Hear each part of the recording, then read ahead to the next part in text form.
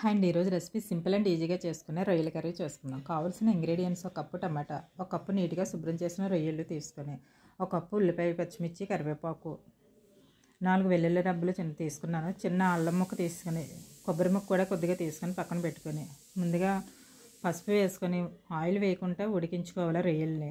Water అనేది రొయ్యల్లోంచి separate అవుతుంది ఉడికేటప్పుడు, మరీ ఎక్కువగా ఉడకవసరం లేదు. తీసుకొని పక్కన పెట్టుకొని, ఇప్పుడు వేరే పాన్లోనే ఆయిల్ వేసుకొని ఉల్లిపాయ, పచ్చిమిర్చి, కరివేపాకు వేసుకొని అదంతా వేగిన తర్వాత మనం ముందుగా మిక్స్ చేసి ఉంచిన టమాటా పేస్ట్ కూడా వేసుకొని, మరీ పేస్ట్ అనేది మరీ మెత్తగా చేయవసరం లేదు.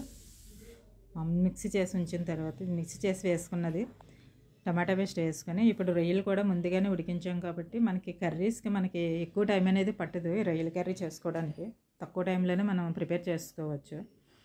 ఇప్పుడు అంతా మగ్గిన తర్వాత తగినంత ఉప్పు, కారం వేసుకొని ఇదంతా సిమ్లో ఉంచితేనే మంచిగా మనకి కర్రీ ఉడుకుతుంది. మూత పెట్టుకొని ఒక 5 మినిట్స్ ఉంచుకుంటే సరిపోతుంది. నేను ఇక్కడ కొబ్బరి, అల్లం వెల్లుల్లి పేస్ట్ కూడా వేసాను. ముందుగా చేసుకొని ఉంచుకొని అంతా కలుపుకొని, కొత్తిమీర మనకి ఎక్కువగా ఉన్నప్పుడు మనకి ఎక్కువగా పాడైపోతుంది. కొత్తిమీర అలా ఫ్రిడ్జ్లో పెట్టినా సరే, నేను ఏంటంటే కొత్తిమీరని ఇక్కడ కొంచెం మిక్సీలో వేసుకొని చేసుకుంటాను. మనకి ఎప్పుడు కావాలంటే అప్పుడు చేసుకొని వేసుకోవచ్చు. కొత్తిమీర పేస్ట్లా చేసుకుంటే మనం అన్ని కర్రీస్లో కూడా వేసుకోవడానికి బాగుంటుంది. ఇలాగా ఒక చిన్న స్పూన్ తోటి గరం మసాలా కూడా వేసుకున్నాను. అంతే నిదానంగా వేగిన తర్వాత ఒక 1/2 కప్ వరకు వాటర్ తీసుకున్నాను. వాటర్ వేసుకొని ఒక 5 మినిట్స్ ఉంచితే సరిపోతుంది. వాటర్ వేసుకొని కలిపితే అంతా కలిపిన తర్వాత మనకి అంతా ముక్కగా పడుతుంది గరం మసాలా అనేది. ఒక 2 మినిట్స్ అలా వేగిన తర్వాత మనం మూత పెట్టుకొని, మనకి ఎన్వి కర్రీస్కి కాస్త కారం అనేది ఎక్కువగానే పడుతుంది.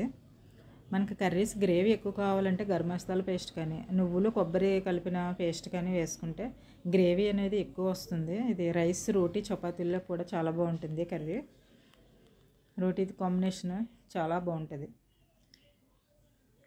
Do like, share, comment and subscribe చేయండి. Thank you.